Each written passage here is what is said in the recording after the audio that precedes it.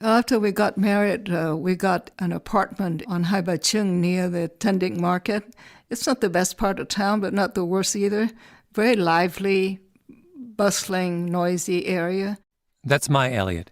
She lives outside of Los Angeles now, a graceful, elegant, middle-aged woman. She's talking about her life in Saigon in the early 1960s, the first days of the Vietnam War. I had an apartment of my own, Life couldn't have been.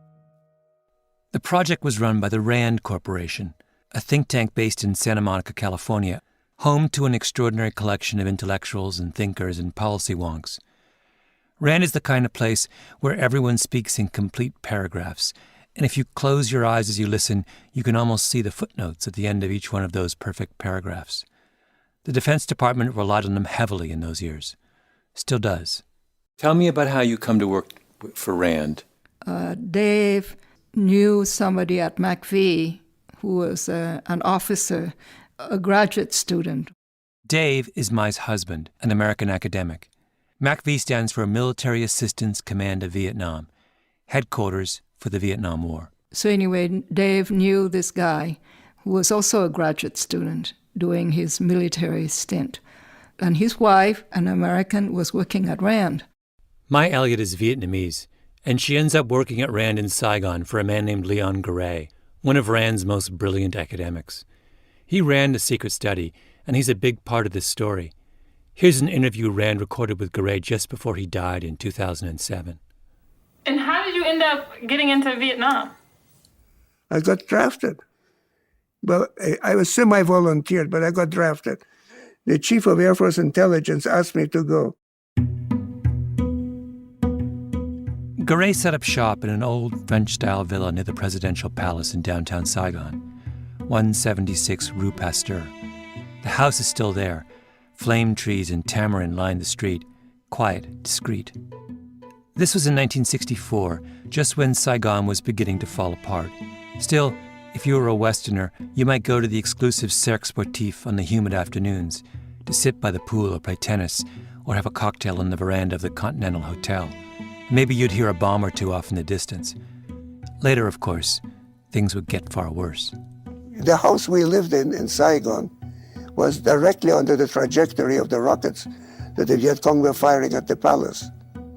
So we had a great experience of ducking under the dining room table. Garay had been working in the Santa Monica office of RAND when he was summoned to Vietnam. It was a job no one really wanted. Who would leave Southern California for Saigon? The Pentagon wanted him to run a project interviewing Viet Cong prisoners and defectors. Garay jumped at the chance. I had to organize my own team of Vietnamese. We were producing interview reports or interrogation reports for the U.S., for RAND, and for the chief of the intelligence of the Vietnamese armed forces. They all got copies. Later, Leon Garay got into trouble, or at least into an argument, and RAND brought in a third person to fix things, Conrad Kellen. I was supposed to be indoctrinated by Leon Garay. He was supposed to tell me about Vietnam. But I got very quickly the feeling that he was extremely partisan, for the South, which of course was part of his job. Mm-hmm. That woman's voice you hear, that's Mai Elliott again. She interviewed Kellen in Santa Monica after he retired from RAND for a history she wrote called RAND in Southeast Asia, A History of the Vietnam War. A brilliant book, by the way. He was sort of Mr. Vietnam at RAND, Really? in the South, Mr. South Vietnam. Uh-huh. And I sort of became his sort of successor in a way.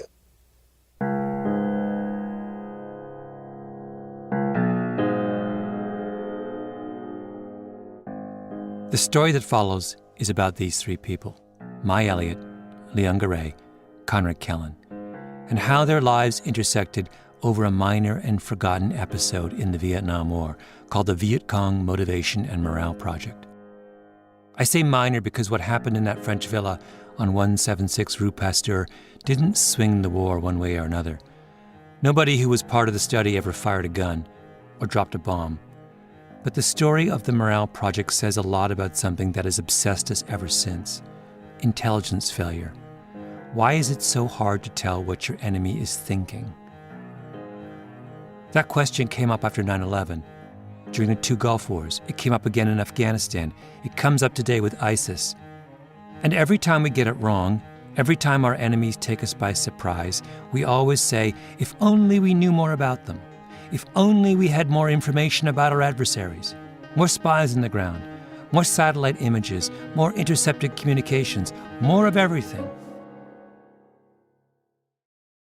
Do you know how many federal government organizations there are just devoted to counterterrorism? 1,271. And another 1,931 private companies. Do you know how many Americans hold top-secret security clearances? 854,000. Those numbers all come from an extraordinary Washington Post investigation from 6 years ago. And here's the most incredible statistic of all. Just since 9/11, just to house top-secret intelligence work, and just in the Washington, D.C. area, 17 million square feet of new office space has been built to house intelligence operations. 17 million. We want to know everything about our enemies. But what the Viet Cong Motivation and Morale Project tells us is this. You can know everything there is to know about your enemy. Everything. And that still won't solve your problem.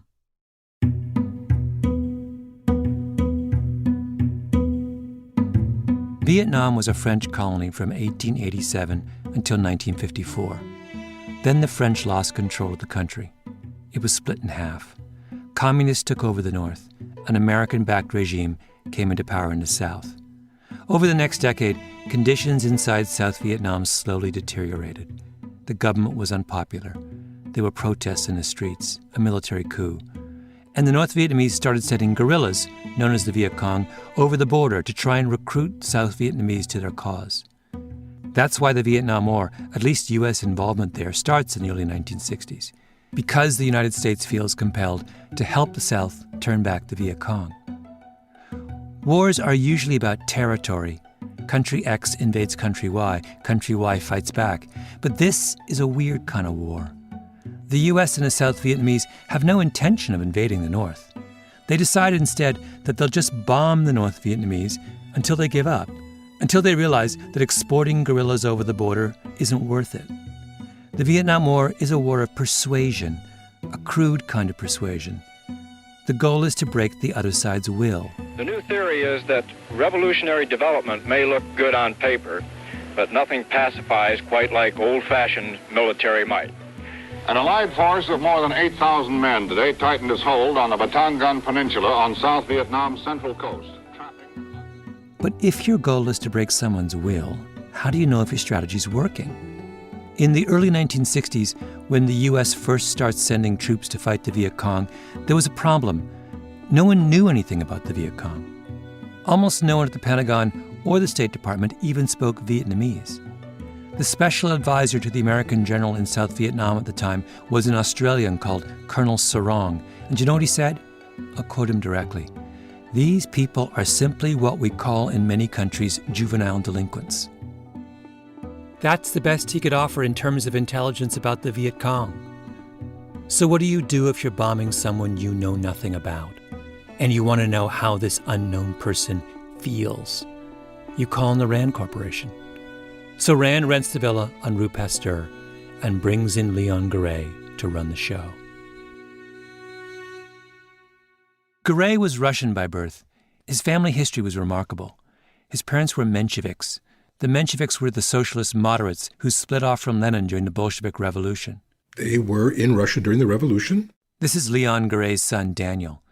He's a national security and policy expert with the Lexington Institute in Arlington, Virginia. They participated in the revolution. In fact, my grandparents met in prison.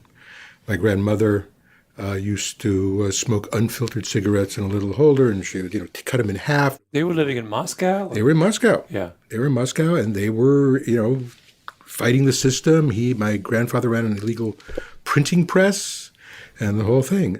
In 1922, just after Leon is born, the Garays are kicked out of the country. They ended up next in Berlin.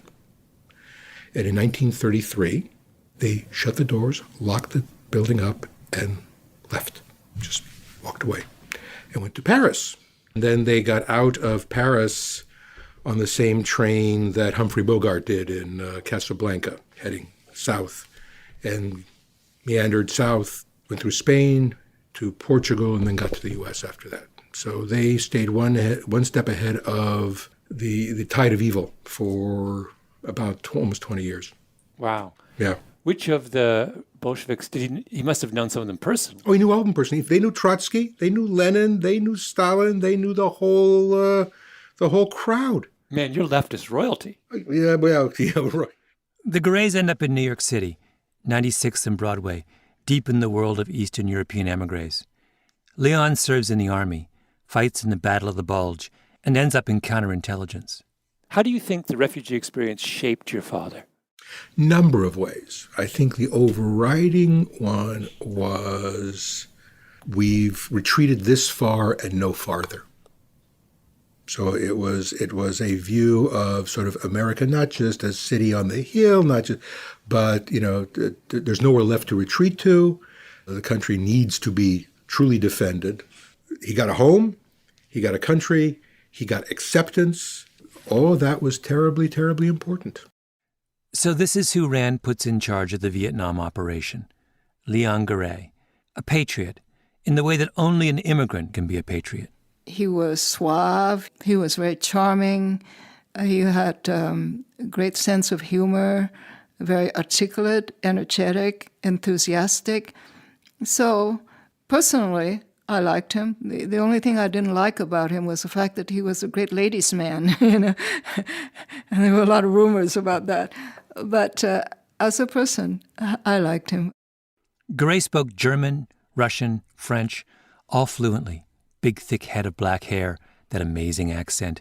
He was the embodiment of the European intellectual. He had an amazing kind of research style all of his life, where there would be stacks of documents in Russian, in English, whatever, on his desk, and he literally would be talking to you. And it would sort of be, there was this recent thing, and he sort of, it's not an eidetic memory, but he was certainly kind of librarian, encyclopedic in that kind of sense.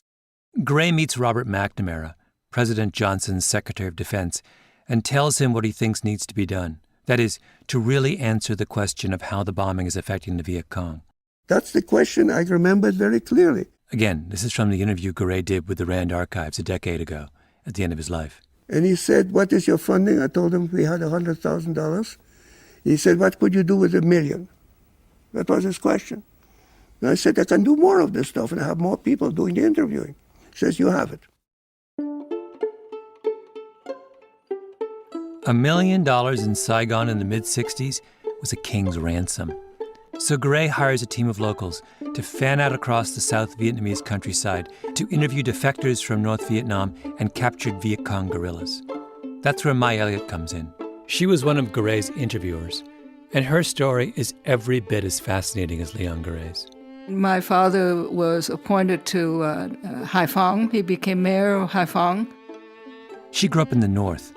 Before the country was divided, her father was part of the French colonial administration. And as mayor, he had a lot of authority. He was almost like the king of that little town.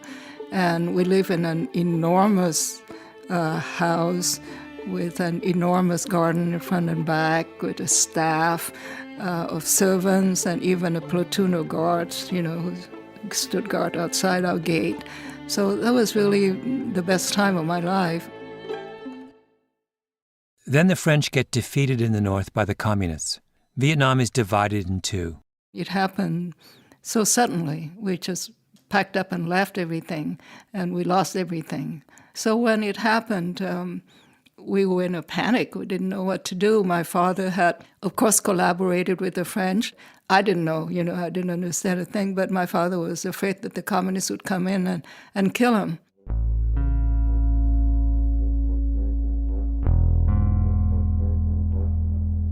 Mai Elliott didn't come to the Rand Project as a blank slate. She came with a history. She had to flee for her life from the communists in the north. Now she's been hired by Rand to figure out the communists, the same people who chased her family away. The interviewers would go out in teams of 3 or 4. Sometimes the groups would stay in Saigon and go to the prison where captured Viet Cong were held. Other times, they would head out into the countryside, hitching a ride on military planes to the Mekong Delta. The interviews were taped. They'd offer their subjects cigarettes. Sometimes they'd sit outside under the trees. It was friendly, not confrontational. The interviewers made it clear that they were only doing a research project. If the subject was uninteresting or reluctant, the sessions would be short. Other times, they might last for days. Then it was back to the villa on Rue Pasteur, where the interviews would be transcribed, translated, and edited.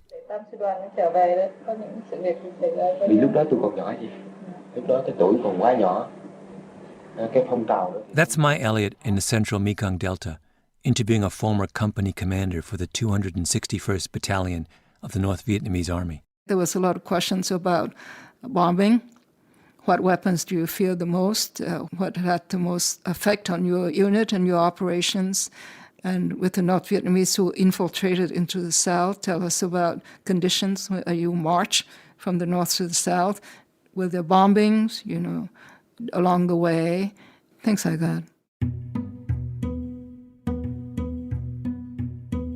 The Morale Project would eventually produce 62,000 pages of transcripts, interviews with captured Viet Cong and others. 62,000 pages. This isn't some focus group conducted by a PR firm where a few dozen people are interviewed for an hour. This is one of the most extraordinary, encyclopedic, detailed portraits of an enemy ever created.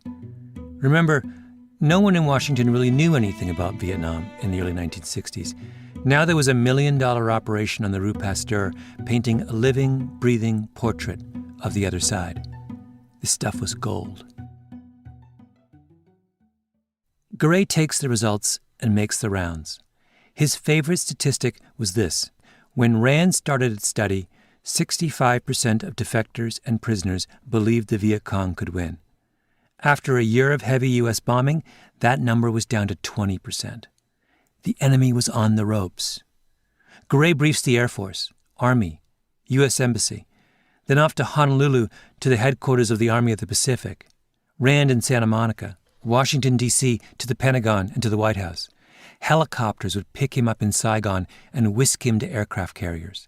At the villa on Rue Pasteur, he holds cocktail parties for everyone who was anyone in South Vietnam. Henry Kissinger, Walter Mondale, the U.S. Senator, later to become Jimmy Carter's vice president. Garay meets with visiting journalists, CIA officers.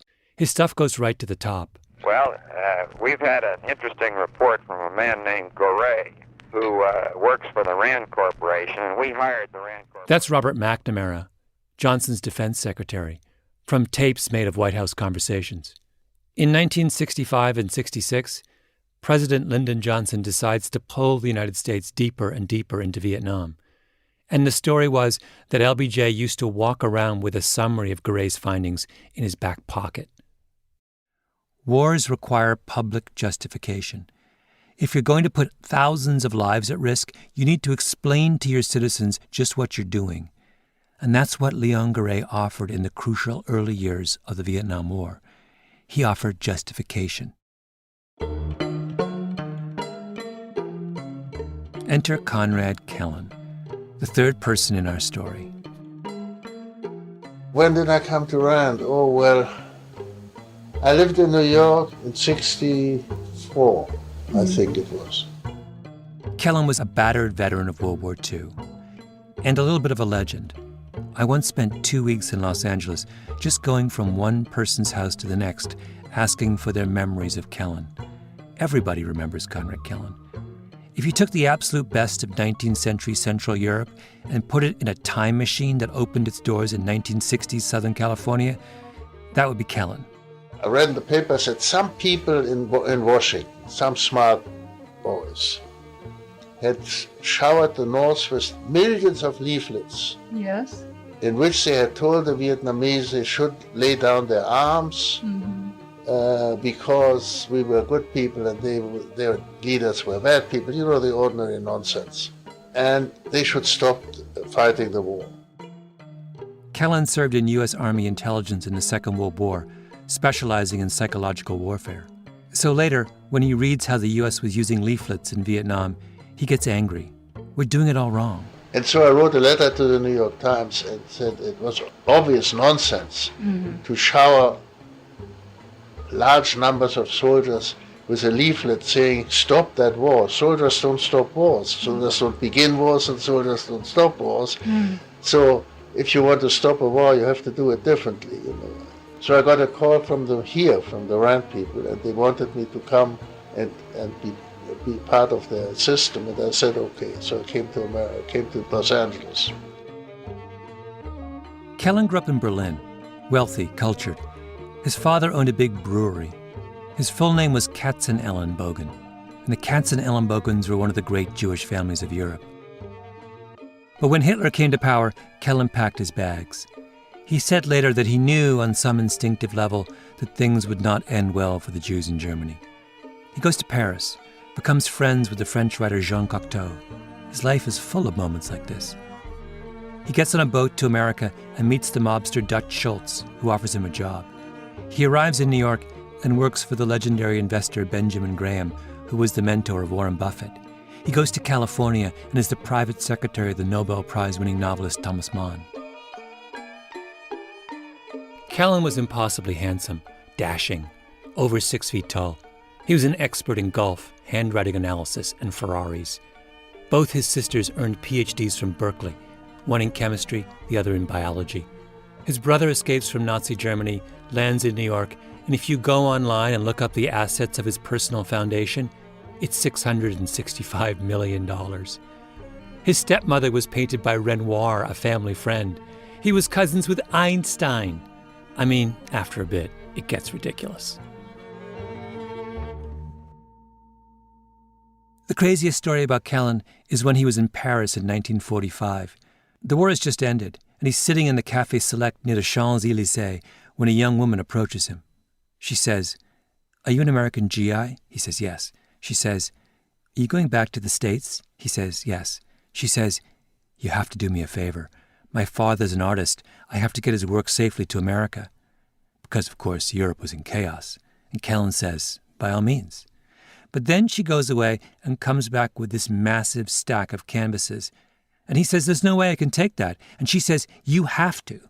Whereupon Kellen embarks on this epic month-long struggle to get these paintings safely across the ocean, which includes being trapped in the back of an open truck during a rainstorm and throwing his coat over the pile of paintings to keep them from being ruined, and staying up all night, night after night, because he's terrified someone will steal them. Who's the painter? Marc Chagall. I should say Marc Chagall, of course, because only Conrad Kellen would end up transporting the collected works of one of the most famous artists of the 20th century to America in a rainstorm on the back of a truck. The deal Chagall's daughter made with him was that he could take one picture and keep it for himself. So he takes one, a famous one. Then he sells it in the 1950s for what seemed like a lot of money at the time. But of course, it's a Chagall, a famous Chagall. And every now and again over the years, he'd spot his old painting in an auction catalog worth more and more and more, and he'd bury his head in his hands and say, "Oh."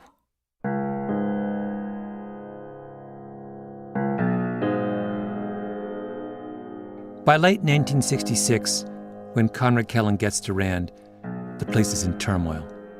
The Vietnam War has split its ranks down the middle. This is the think tank that the Pentagon has been relying on to make sense of the war, but there's a group inside Rand that believes the war is a terrible mistake. I don't know if you remember the story of the Pentagon Papers. This was the secret 47-volume study of U.S. political and military involvement in the Vietnam War. It was commissioned by the Pentagon. The Pentagon Papers showed that the White House had been misleading Congress and the American people for years about how well the war was going.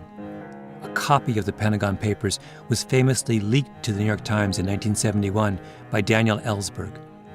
Ellsberg's leak was really the beginning of the end of public support for the war. And who was Ellsberg? An employee of Rand. And where did he get his copy of the Pentagon Papers? He took it from the safe at Rand. And guess who was one of Ellsberg's best friends and confidants at Rand?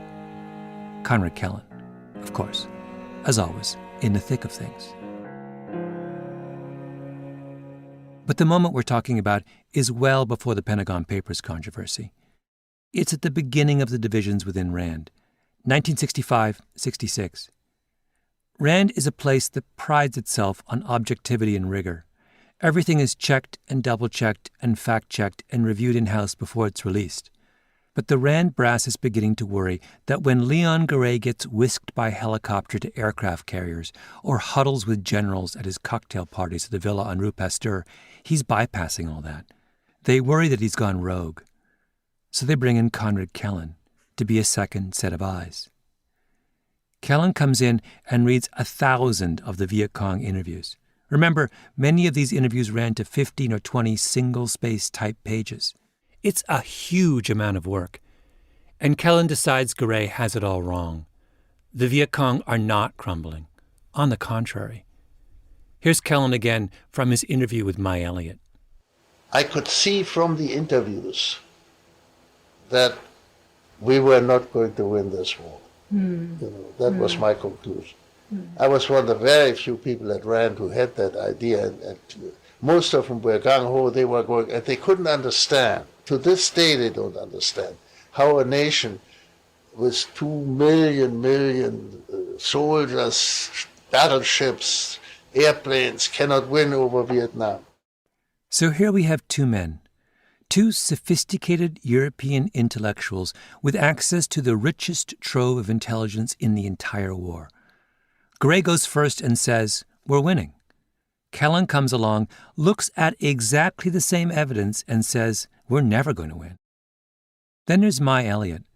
If Garay is at the villa on Rue Pasteur and Kellen is back in Santa Monica, Elliott is actually in the field, in the jungles and villages, talking to actual defectors and Viet Cong guerrillas. And what does she think will happen?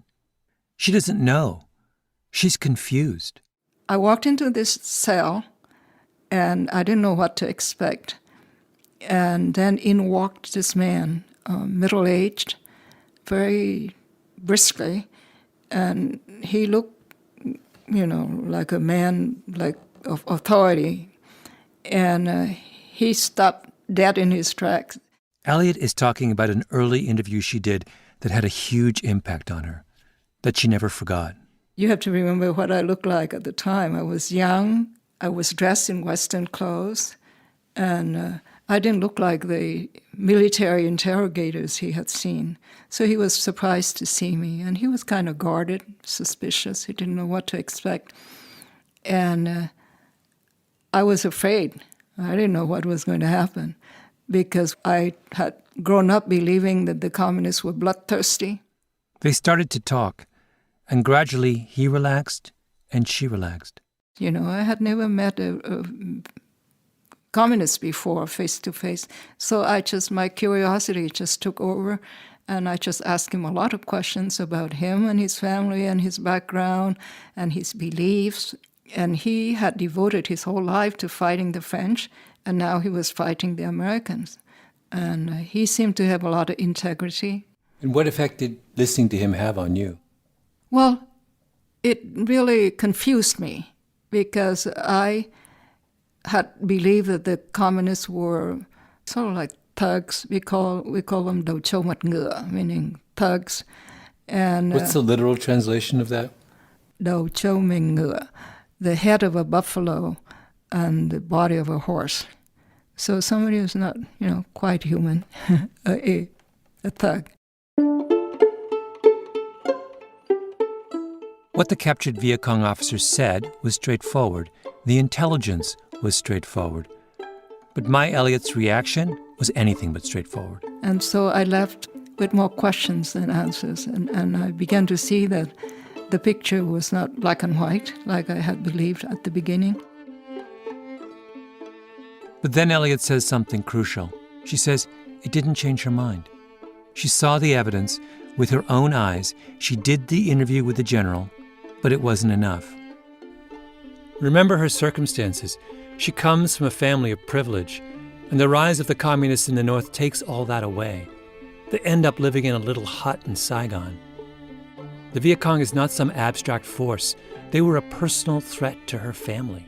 I think for people whose backs were against the wall and who thought that their survival depended on the communists not winning, then seeing the evidence doesn't mean that you change your mind. Seeing the evidence doesn't mean that you change your mind. seeing the evidence just increases your fear, because you fear that, that the communists would win and it would be the end of you and your family. And you don't want to face it, you don't want to think about it.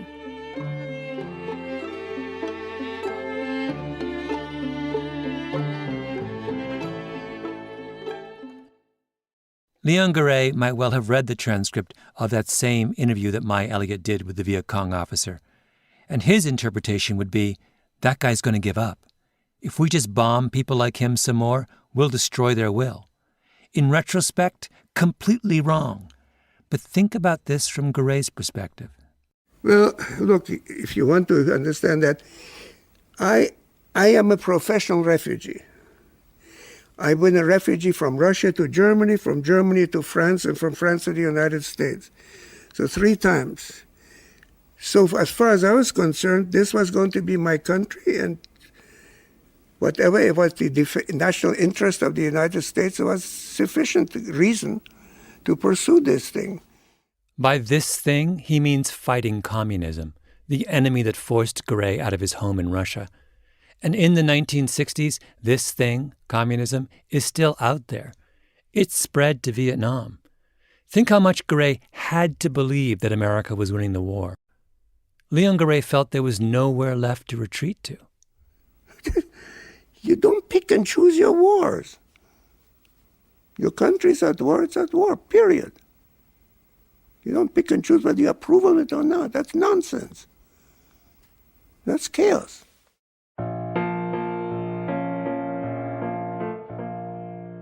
There's a moment in Mai Elliott's interview with Conrad Kellen where he talks about Garay, about what it means to be a refugee. I think, like many, eventually became great opportunists. What else could they do? I mean, if you were an opportunist, at least you had the American establishment on your side, Mm-hmm. The refugee is an opportunist because he is at the mercy of whatever country will take him. And I can't help but think that Kellen is also talking about himself here. He's acknowledging the biases that he brought to the interviews, because he's a refugee too.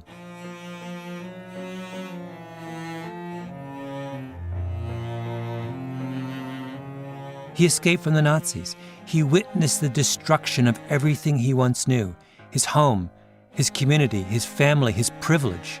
How can that not scar you?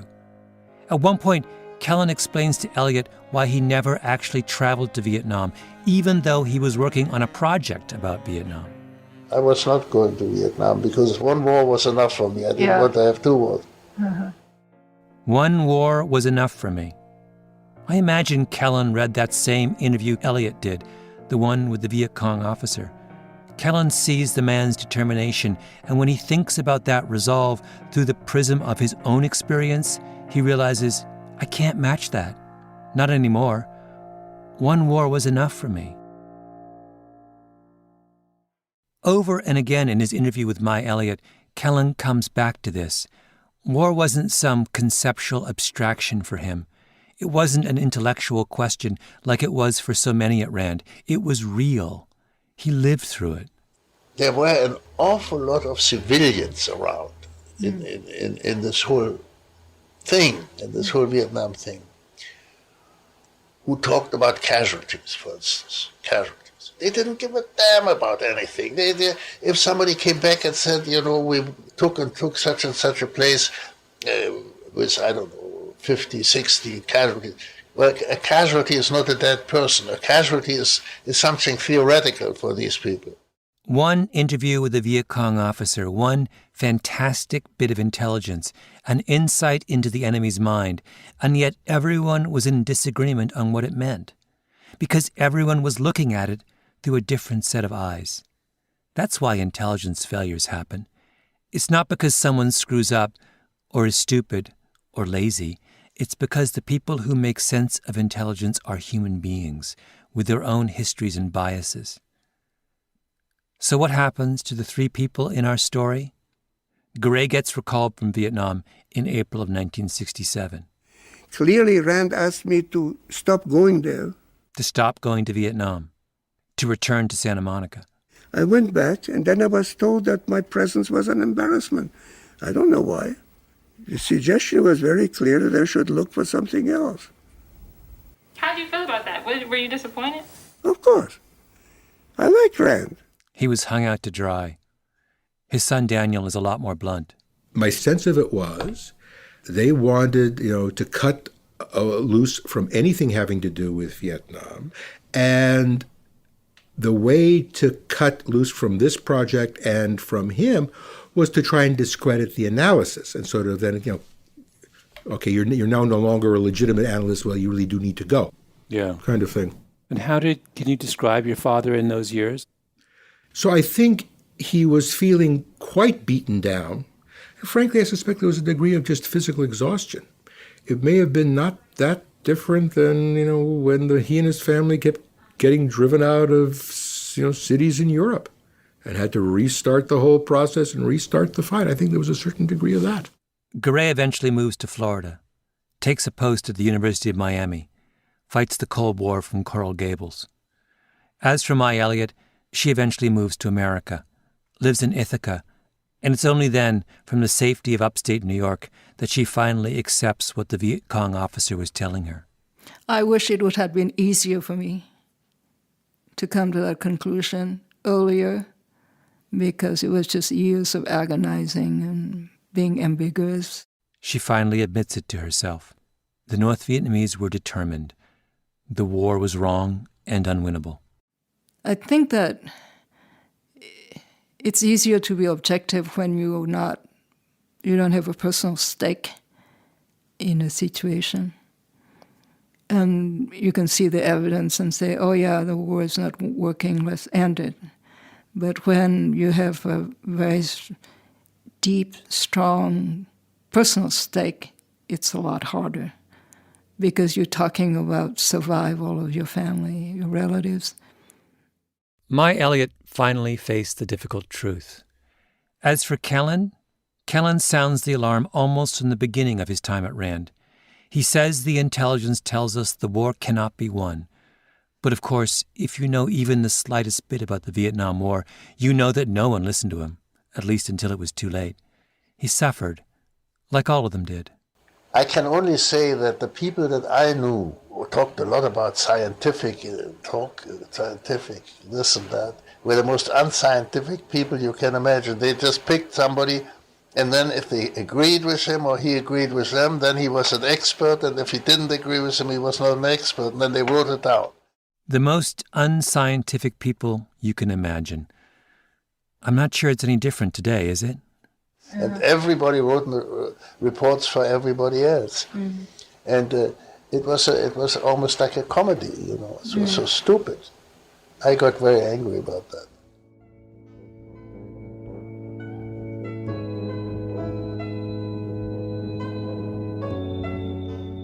Kellen died in 2007, and not long ago I went to see his wife in that same house up in the hills. His daughters were there as well. They talked about how the Second World War never left him. He had terrible memories, and at the very end of his life, all those memories came back with a vengeance.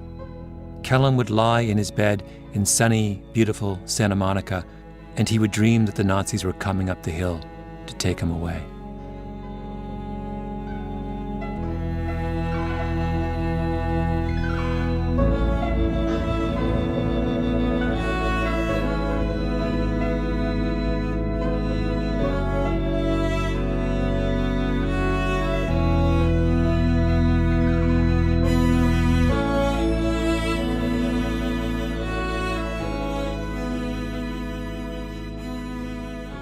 You've been listening to Revisionist History. If you like what you've heard, do us a favor and rate us on iTunes. It helps.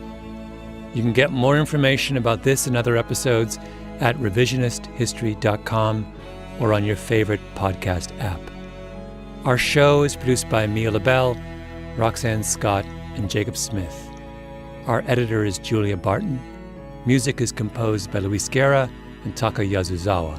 Flan Williams is our engineer, and our fact-checker is Michelle Soraka. Panoply Management Team, Laura Mayer, Andy Bowers, and Jacob Weisberg. I'm Malcolm Gladwell.